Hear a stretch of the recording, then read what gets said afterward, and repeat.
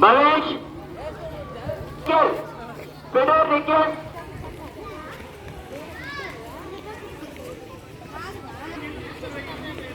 అందరికా మా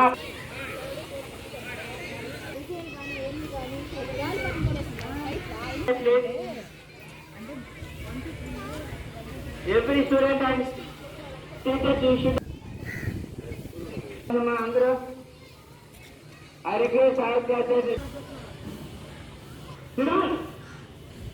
మా వినడానికి మీరంతా మీరు ఇళ్ళ కాడనే మీ టీచర్స్ యొక్క హ్యాండిల్లో పేరెంట్స్ అబ్జర్వ్ చేయాలి.